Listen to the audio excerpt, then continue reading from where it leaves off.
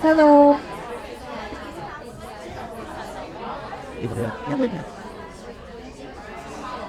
Hello, everyone.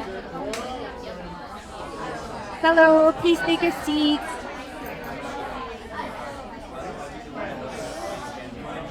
Hello.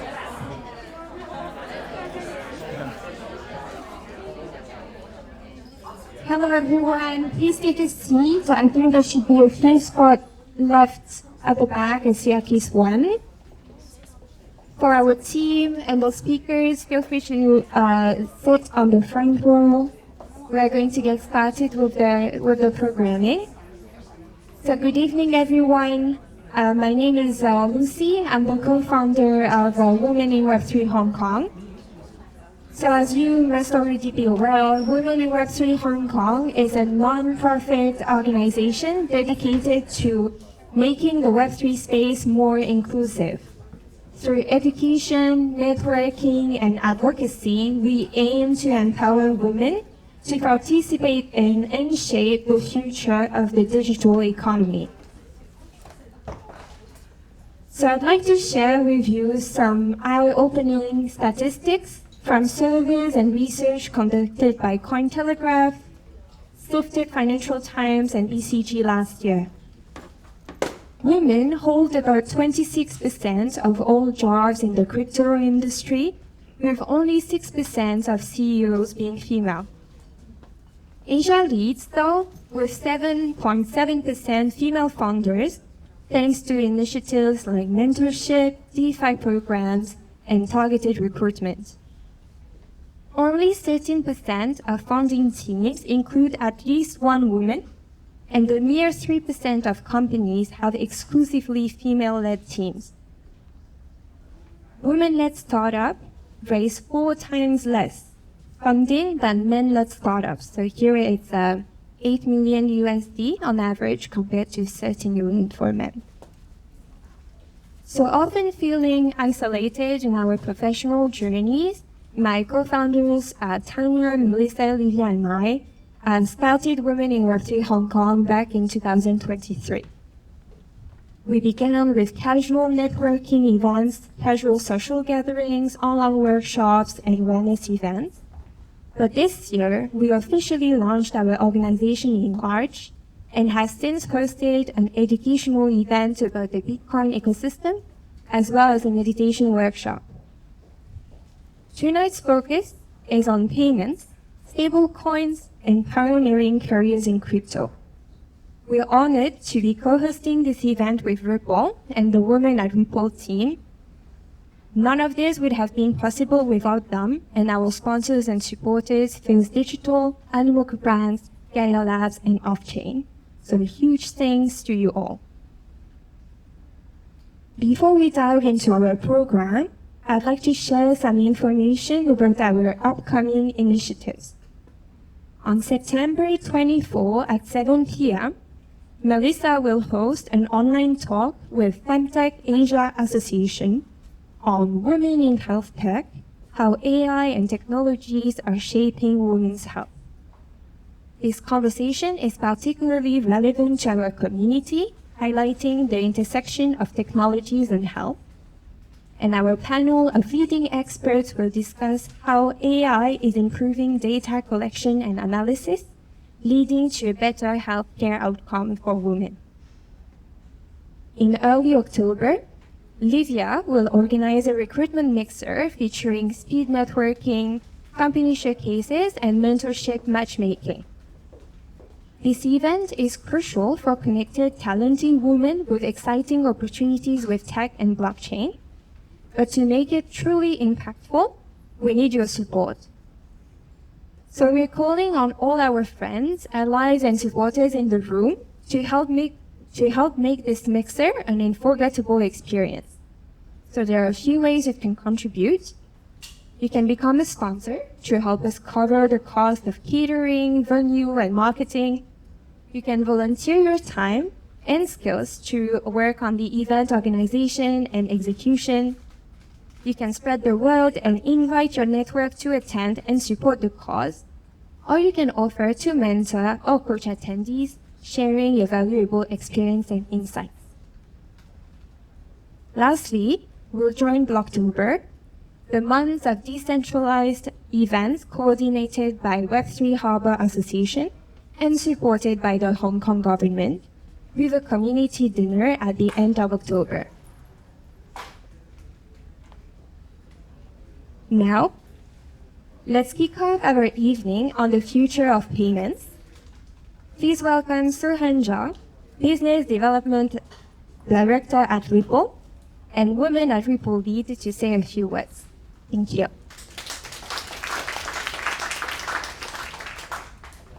Thank you, Lucy. It's really a wonderful evening to see all of you here with us. I'm really excited today. So my name is Suhan Zhao, and I'm Director of Business Development at Ripple. I'm also the lead of Women at Ripple Employee Resource Group in Asia Pacific. I'm sure some of you, or many of you here, actually know much about Ripple. So maybe anyone can share with me how much you know or heard about Ripple?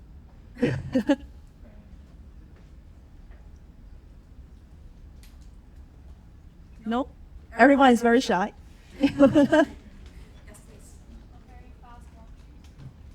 Blockchain. Fast transaction. Yes. Anyone else?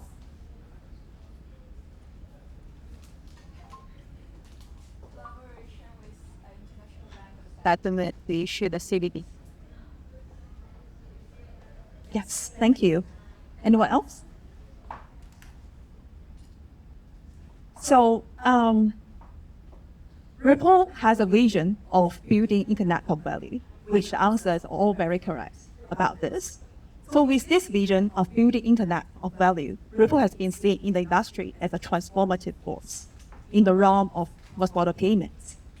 And the company has been driving innovative efforts, solutions in the blockchain and crypto space. And over the past years, over the past decade, Ripple has been very focused on solving some real-world problems. And the company has built a leading digital asset infrastructure for the financial services on the blockchain, as some of you mentioned just now. So these solutions has been able the industry to deliver real-time cross-border payments on the blockchain to reduce friction and cost. And at the same time, the company has been unlocking the Internet of Value and enabling enterprises to actually engage on tokenization on this very highly efficient and trusted Ripple Ledger blockchain. And we also help enable these enterprises to scale their business with our very secure custody solutions. So for the past 45 minutes when I was here in the room, I had this chance to interact with some of the females participants in the room. Some of you just started 3-4 months ago in the Web3 space, and some of you have been in the industry for a few years. So myself, I first started about 3.5 years ago in the Web3 space, transitioned from the trade bar. And I always feel it's very glad and pleasure to see more female participants in the Web3 space, conferences and events.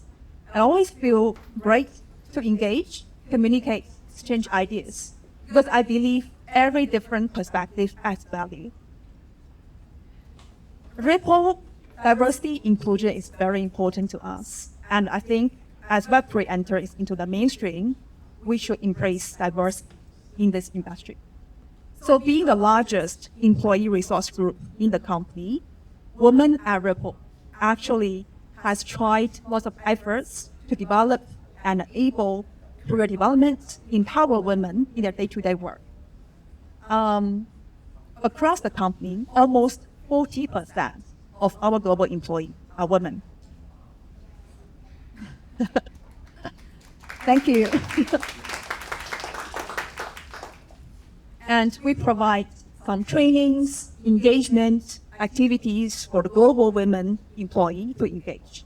And we believe this is for the people, by the people, to advance the dialogue, also take action on driving diversity, equity, and inclusion.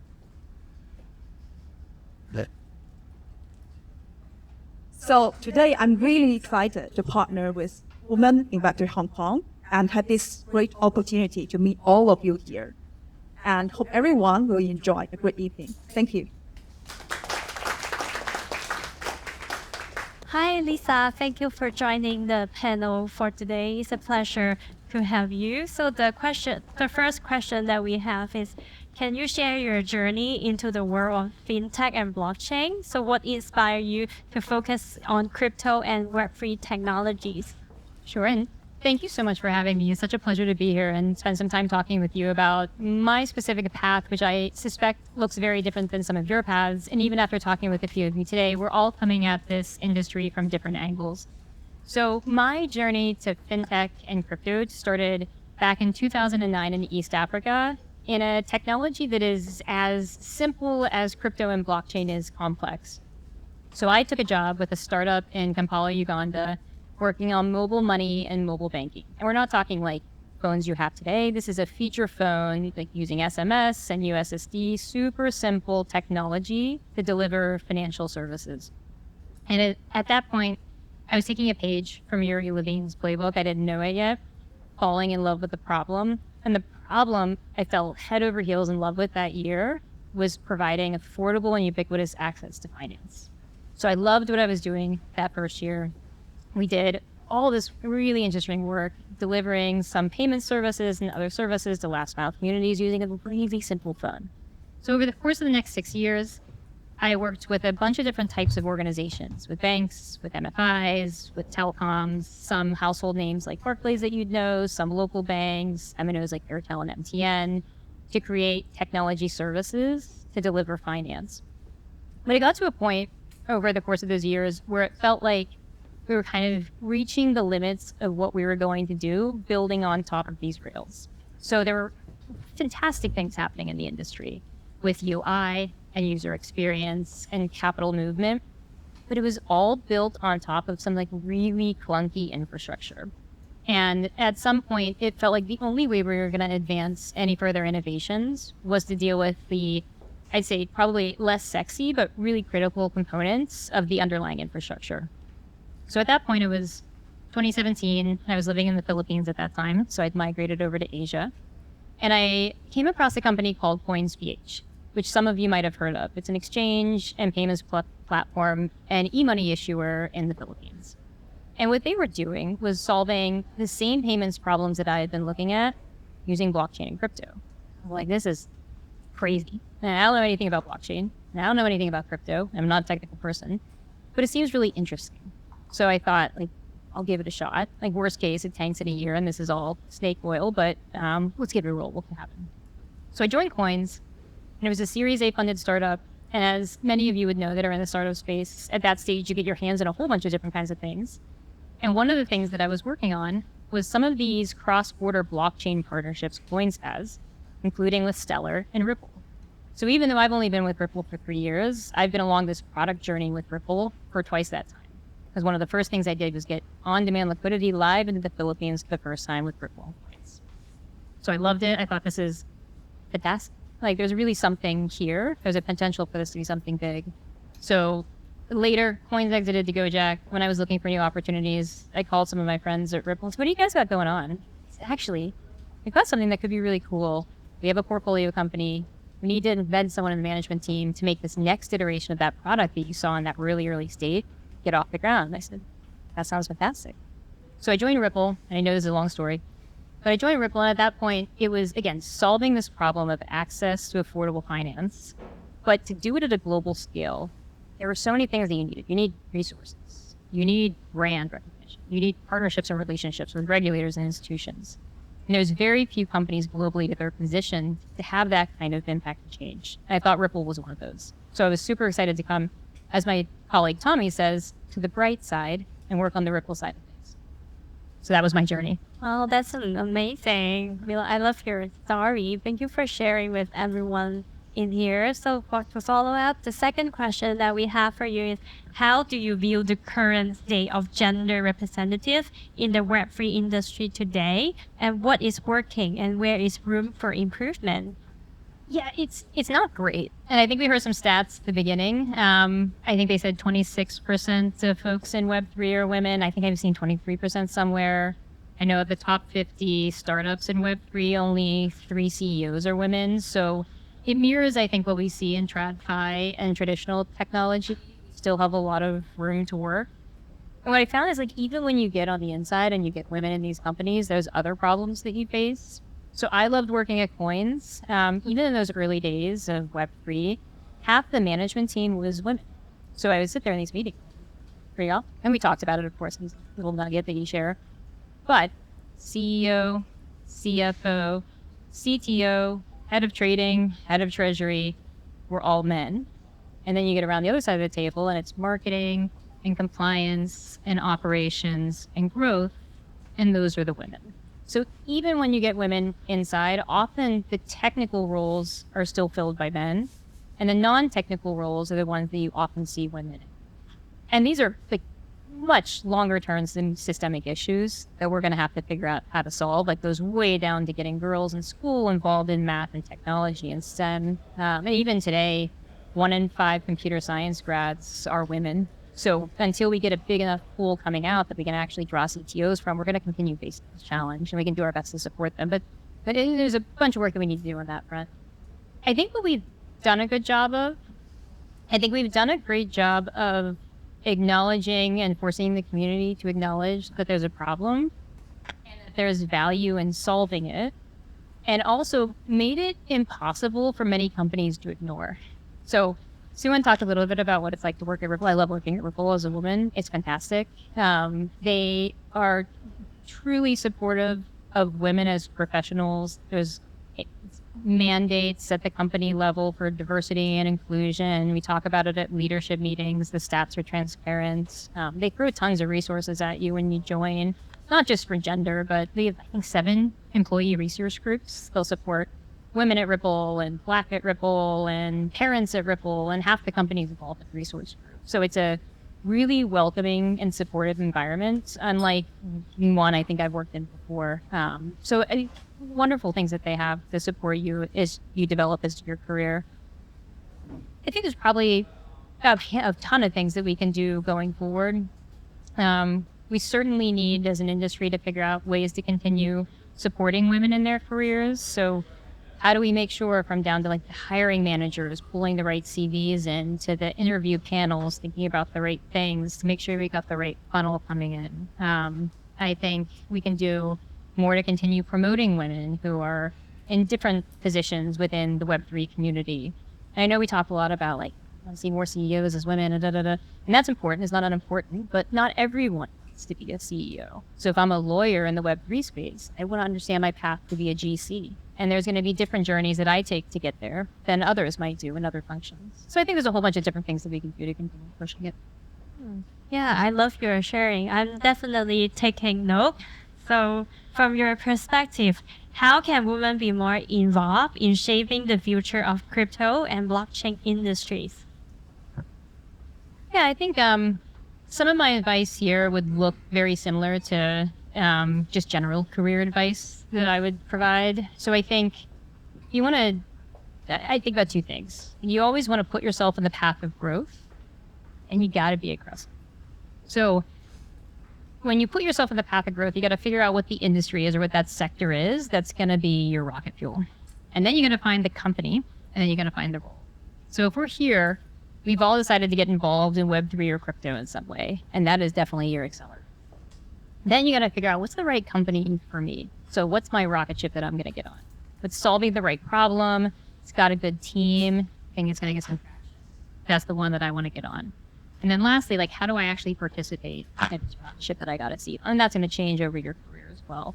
But I think if you get on all those pieces, you're going to be in a position with a company that floats its way to the top of all that's happening in this space. And it puts you in a position to be influential in the market too.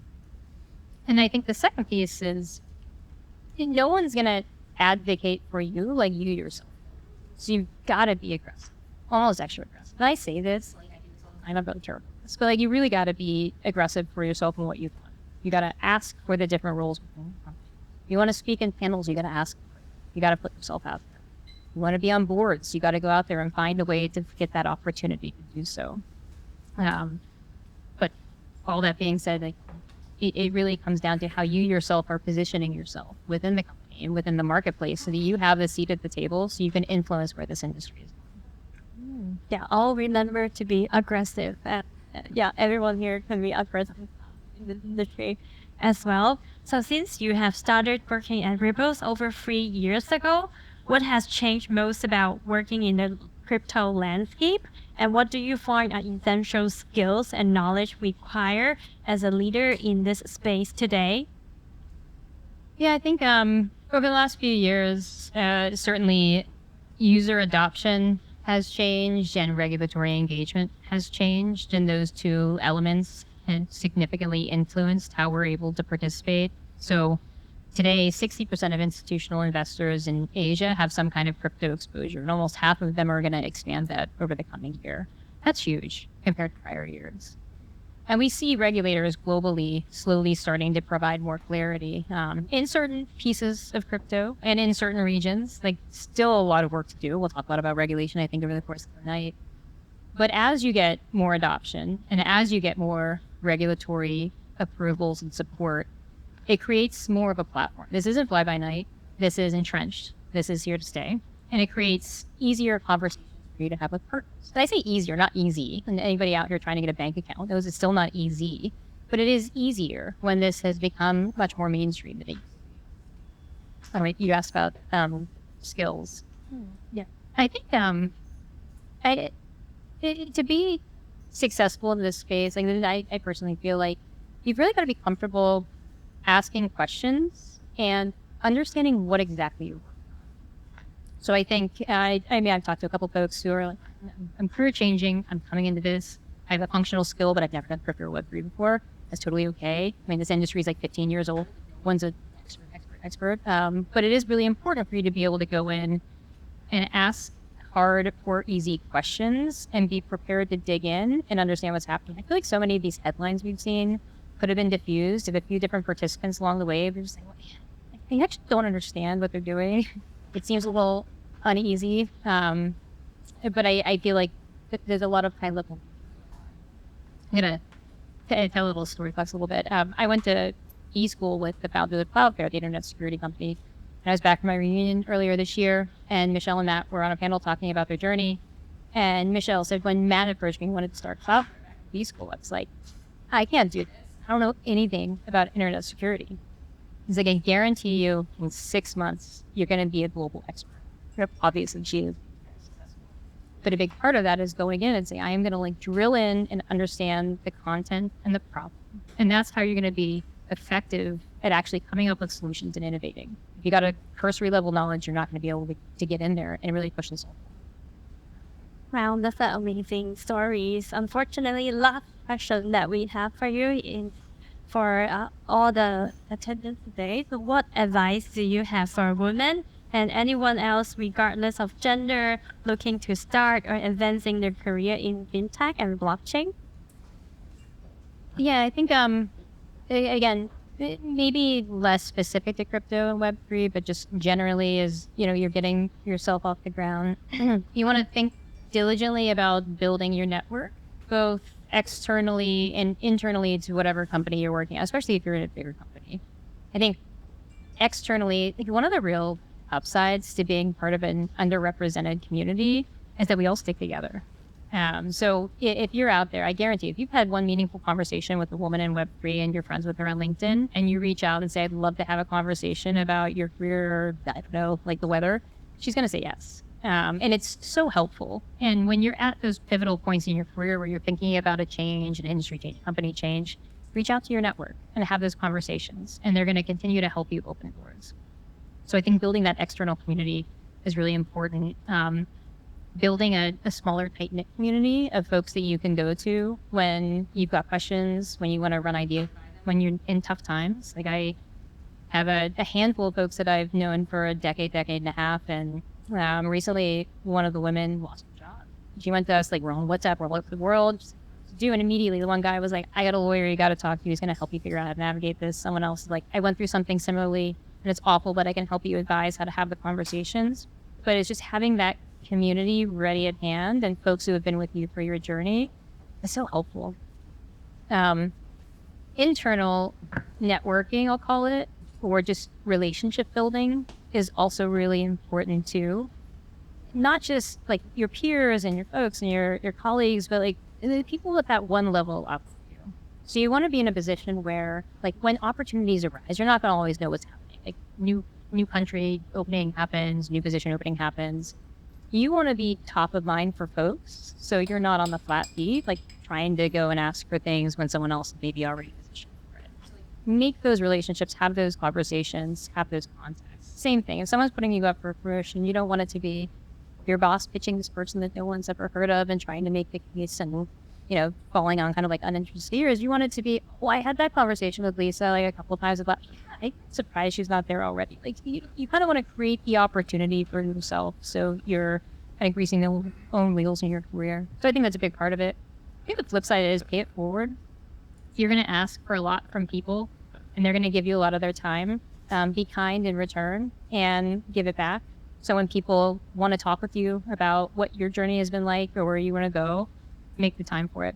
It's really important to build this community that we're putting together, like here at Hong Kong today, and fall in love with the problem. Like, it makes the journey so much more fun. Yeah, absolutely. Fall in love with the problem, and feel free to follow us, women in Web3, and also Lisa. Then 3 years later, you can say you're at the Lisa's panel. Okay. Yes, thank you, everyone. So we're gonna move on to the next session. Thank you.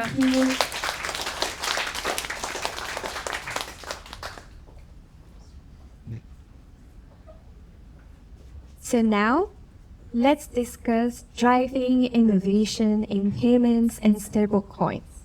So please welcome our panelists. The first one, you already know her. This is Lisa. Devere, Bryan, please come to the stage. So Devere is the Group General Manager at First Digital.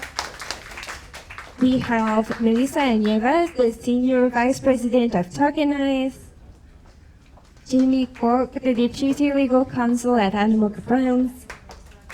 And our conversation is going to be moderated by Crystal Tai, Senior Manager, Business and Partnerships at RD Technologies.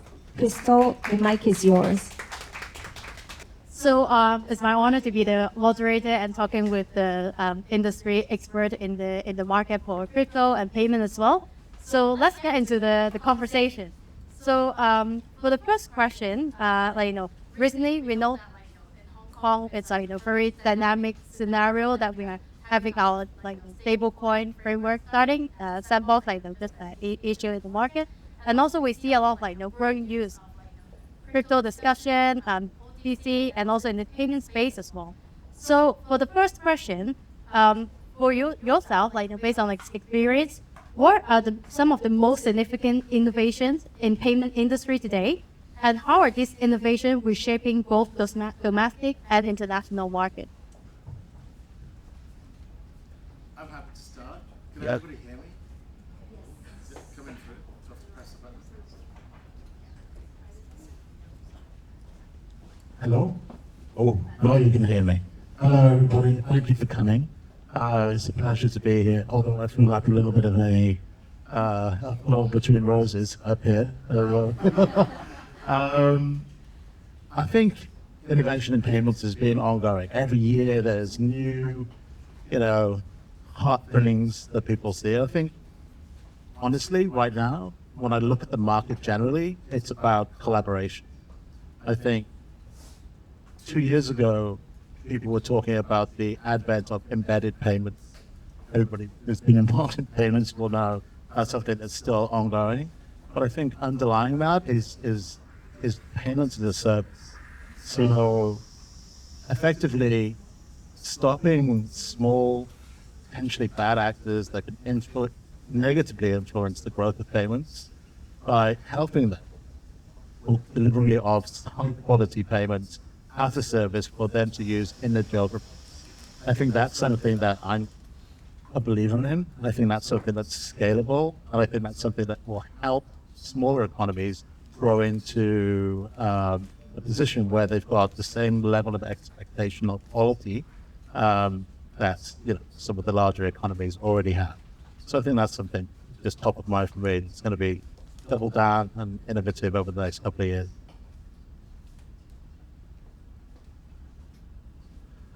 I think to take away our conversation from crypto and focus on just payments, I think in the last couple of years in Hong Kong, we've seen a lot of interoperability outside of the Web3 space, where you see UnionPay being introduced in HSBC's PayMe, and then you've got Octopus being used as a mode of payment in Thailand, which is very interesting and very exciting for somebody who wants to go take a trip to Thailand and enjoy their time. So I feel like in Web3 we're in a space where we're racing against time to see who gets to make the fastest chain and who gets to make a wallet that has the least amount of friction and also have a very seamless onboarding process, and then have it all very regulatory compliant at the same time. It's all very exciting, not easy, but I do agree with your point as well that through collaboration, we'll achieve a lot more in terms of improving how payment systems work. I think in the last few years, I think some of the innovation that we've seen are obviously the central bank's digital currency, which has started in a few countries. We've seen innovation in relation to blockchain with stablecoins, and Melizza just mentioned platforms which has enabled touchless payment, peer-to-peer payments. Those are very recent innovation that has just kicked off in relation to payments. Yeah, I'm glad we talked a little bit about TradFi payments too, because we get really excited about some of the cool, crazy crypto stuff, but there's so much happening just with TradFi payments and government-led initiatives that's really important and shouldn't be sidelined. But having said that, I'm going to talk a little bit about crypto and payments too. So I think it's really interesting to see the uptake in some of the TradFi and crypto native partnerships, especially in the last year.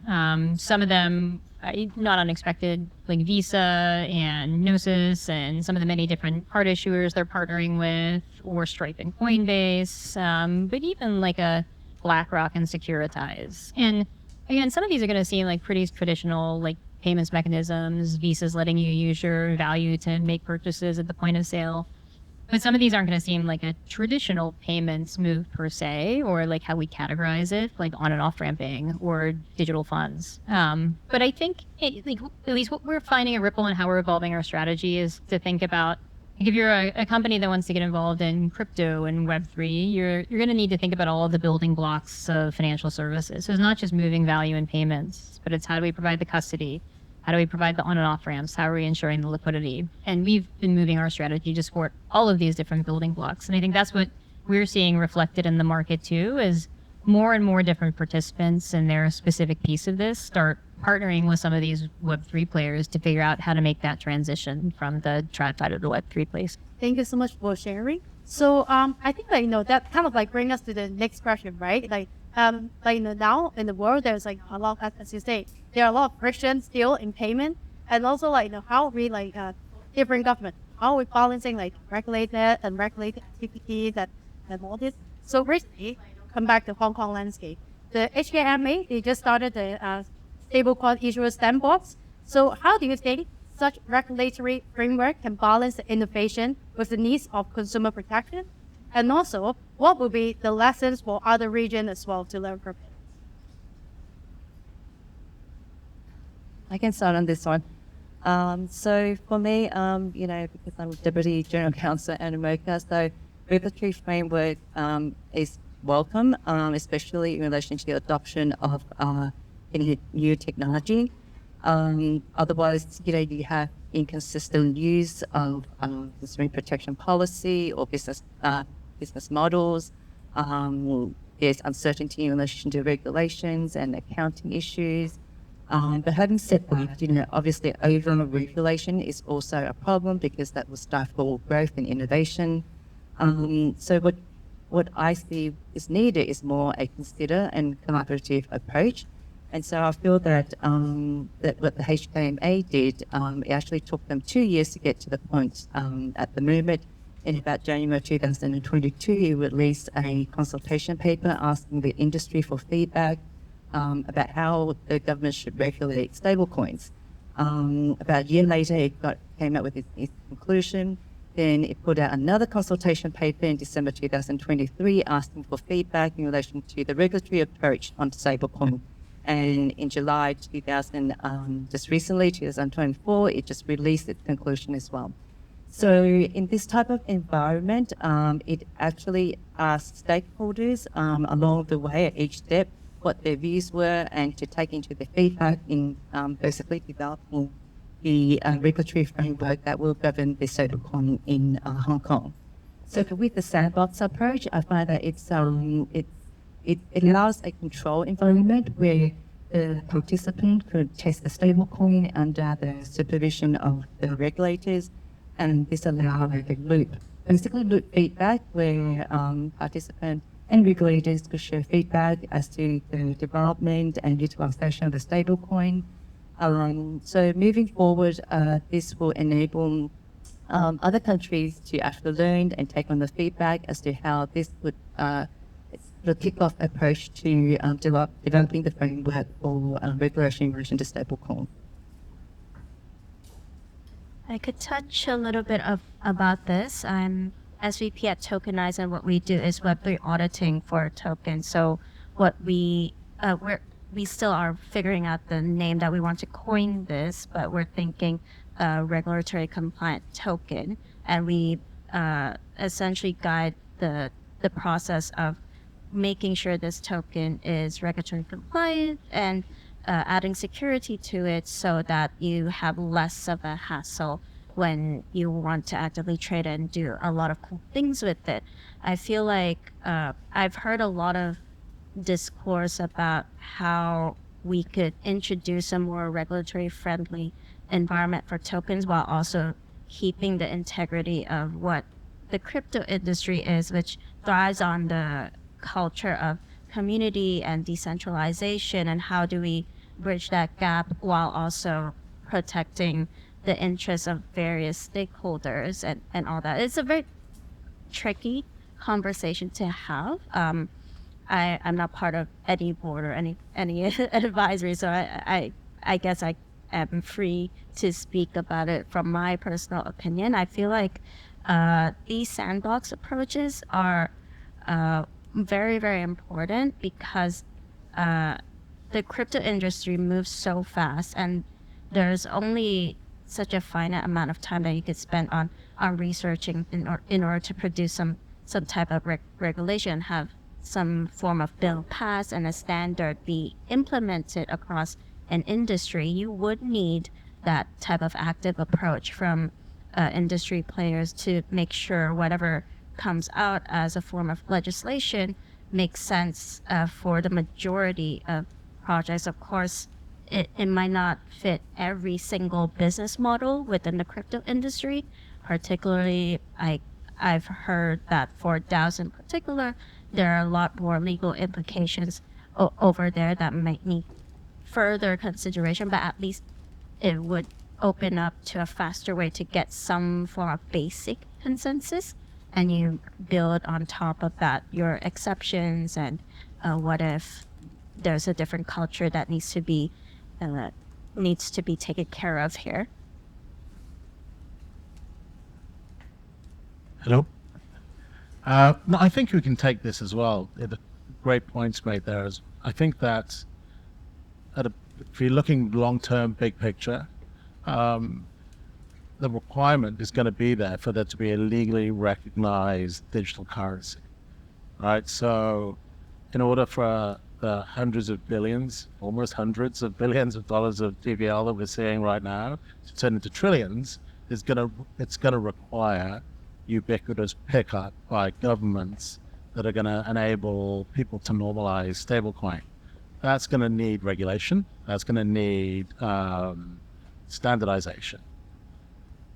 To your point, there's going to be a split, obviously, then between who is a real pegged stablecoin and who is a synthetic type type of stable that's going to require a different level of regulation. I just think that's natural. I think that's what happened in the history of money.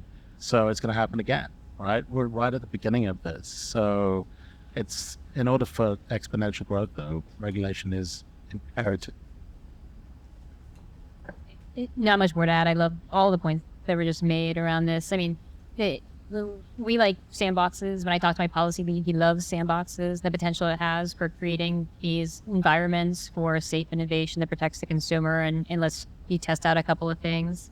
I think HK and AMA does a good job of providing appropriate entry points and guidance on exit points, which you don't always necessarily get in sandboxes. That's something we want to hopefully see with more of them globally. Like, what does it take to get in the sandbox? How do you know when you can exit the sandbox? And how are you going to scale this solution appropriately in the market thereafter? I think the first thing we need to agree on is it's good that in Hong Kong they're taking the approach of embracing it, trying to regulate it, and so that company, institutional investor, they're more willing to accept stablecoin, cryptocurrency as part of the payment journey. Because without regulation, it's hard for them to see, okay, for the compliance team especially, can we implement it? How can we make sure it's safe for our clients? Right? So I guess the next question, we've opened for all panelists, and especially Jamie and Devere. So with the launch of stable, so could you tell us more about the strategic importance of partnership on driving the stablecoin innovation? And how does this kind of partnership overcome the industry challenge?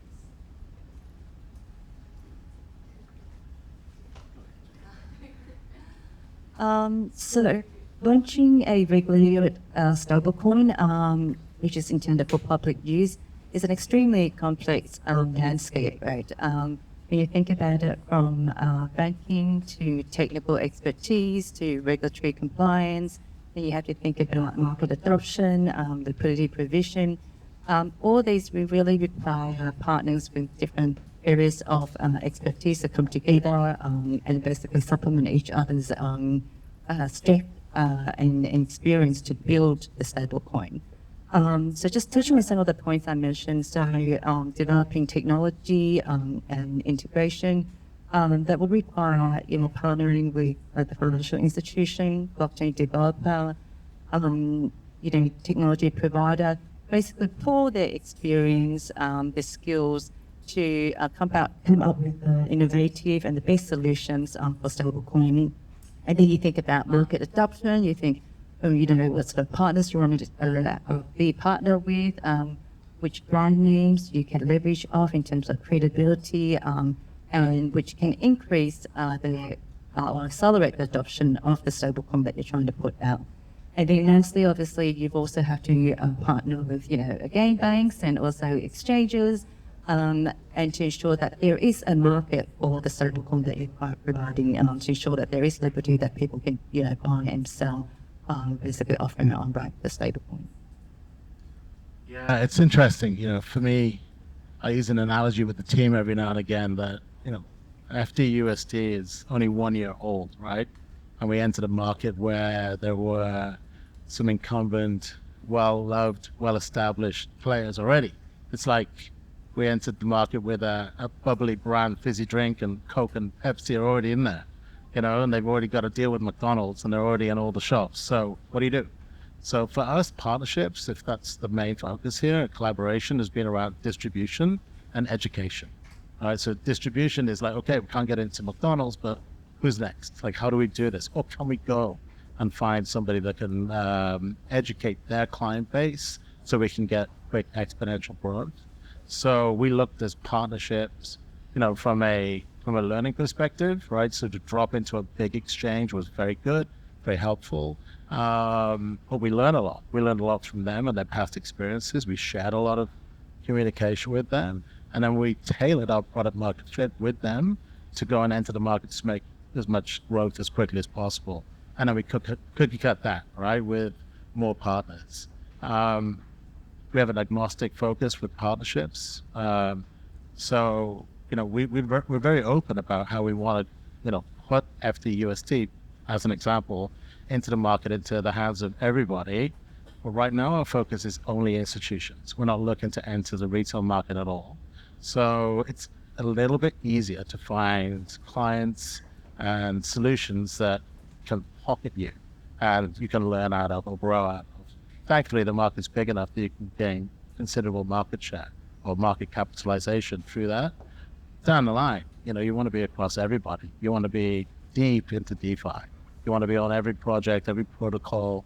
You want to be multi-chain. And we're working on that, through the agnostic model I was talking about. But really, it's a lack of arrogance and going in there and being willing to learn and accept the fact that you're new to the game. And you're going to make mistakes. And you're going to be honest about them. And then you're all going to win together. Thank you for sharing. So, I think the most important thing is how accessible is your stablecoin. How people can create it from the exchanges or from some specific market. Are we solving a specific pain point of that? That's pretty important for the adoption of stablecoin institutional space. So, for Lisa and Melizza, so with RLUSD.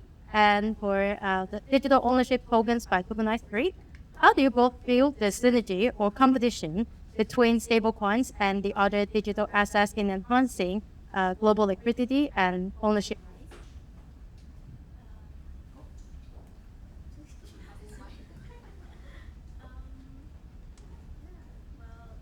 Since Lisa's our guest, I'd like Lisa to start off first. I'm sure I saw this question on the prep question. That's a very specific question, and I'm not entirely sure I know the answer, but here's what I'm thinking so far. So, I think often at this stage in the crypto journey, I feel like it's too early for there not to be room for anything.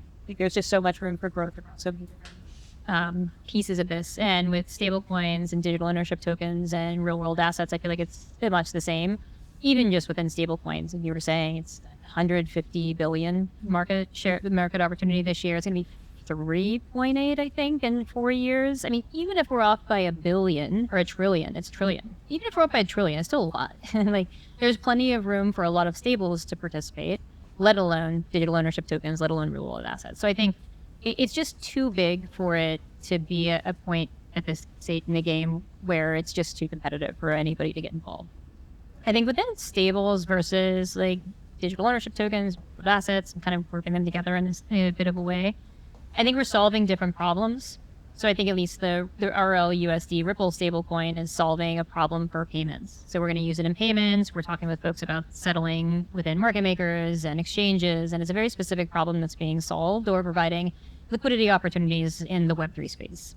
So I think that's a different problem that we're solving with digital ownership tokens and real-world assets. I think there could be synergies because we do need opportunities to monetize those different types of assets, and that's where stables are going to come in handy. And then I think you can get really creative with what you do with stables and those different types of assets too. And that's where I'd hand it over to you to take it forward. The creativity. I actually believe that if you consider the amount of competition within any space and you feel really compressed by all that type of energy, I don't really think that needs to be there. That feeling doesn't need to be there. I would rather go around and look at it as more of an opportunity. And it's also a signal as to what is becoming important right now. If stablecoins and real world assets have become increasingly important, there is also an underlying culture that we're addressing right there. There are more people who are getting into investing into different crypto industries. We're looking for more ways to make payments more seamless through different means. Some cryptocurrencies solve different problems, and for us, of course, we're more of a regulatory compliant token as our ethos. So what we solve is that we want to make sure that anybody who works with us will give you the framework to make sure that everything is compliant and you could go on and develop all your fantastic wallets and apps and exchanges. So I don't really see it as a good or bad thing that there's competition. This is just indicative of what is the change that we're looking at right now, and how do we respond to that as a business or as and innovation in this space. Ultimately, I am a believer that the distinction between TradFi and Web3 will become more and more murky. In Hong Kong, especially, MoxBank already introduced ETFs on a virtual banking system on your phone. So this future where Web3 is becoming more and more seamless, it's not that far off already. So the more partnerships and more collaborations we have amongst each other is the better, and it is going to be inevitable as well. So essentially, I think with more stablecoin, cryptocurrency in the market, it's not necessarily a competition. They kind of prove that there's a need in the market of such kind of product. If fiat currency is good enough, there will not be cryptocurrency. If cryptocurrency is really safe enough, there will not be the appearance of stablecoin. So I think this is comes to the last question. So what kind of challenge that you see in using stablecoin or promoting the adoption of stablecoin, and also what would be your future outlook about stablecoin for Hong Kong or even for international landscape?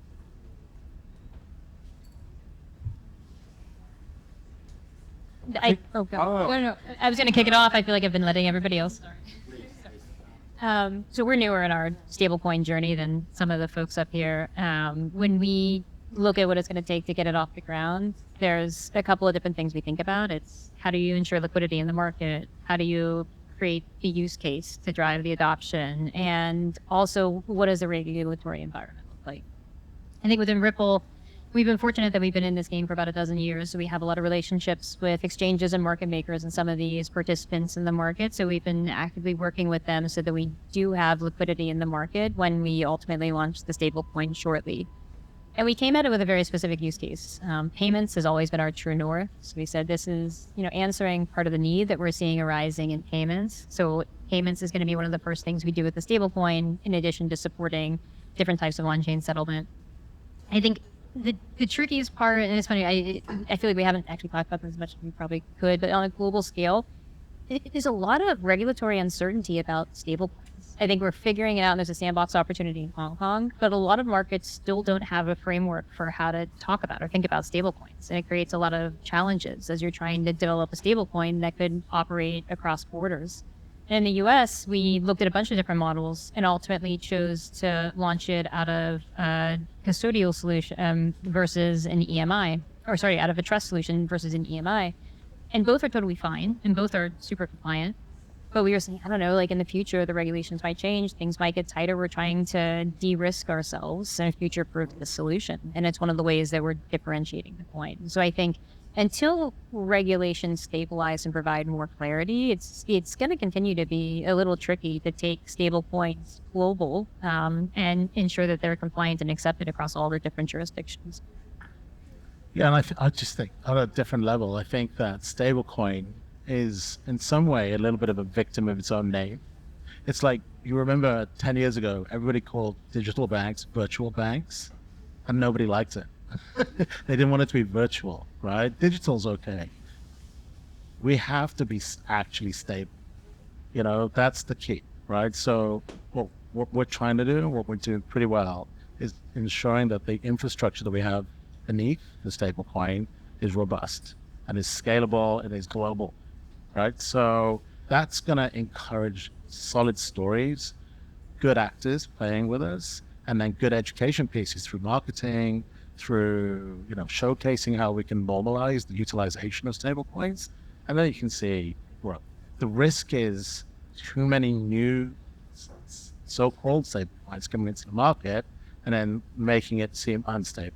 And you get to that world, right, where people are kind of questioning whether or not they can rely on it. One of the cool things I saw was when USDC showed up on Stripe's dropdown for payments. I'm like, great, that's awesome. That's a normal structure that people are used to, and they'll put it next to USD, and it's great for the market, it's great for education, it's great for people who are not involved in crypto to come in and test it out. We need more of that, and we need to make sure the message that we give is underpinned by solid, reliable facility. It's boring, but it's all about infrastructure, building the foundations before you build a skyscraper and it falls down, because that makes the news.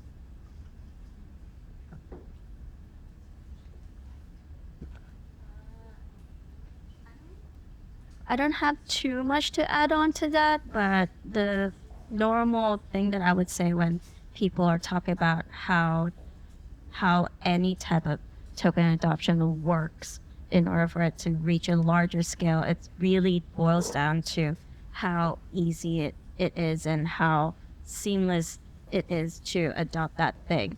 So for me, I feel like regulations are just one piece of the puzzle to make something more mainstream. But it really boils down to how are we building this environment for this type of innovation to continue to thrive, and everything else will follow after that. This is a closing remark from me. As we move towards more of a digital and borderless world, I do think stablecoin is the future for payments. And, being a bit biased myself, I think regulated stablecoin will open up a lot of doors. So I'm very excited to see what Hong Kong's going to bring in terms of stablecoin. Thank you very much for sharing. So I guess that kind of wrap up our conversation today. And thank you so much for all the panelists for sharing the experience, issuing stablecoin, how to implement in the market, the safety of the digital asset, and also how are we working on the regulated part as well for stablecoin. So last but not least, let's have a round of applause for the panelists today. And thank you so much for your time.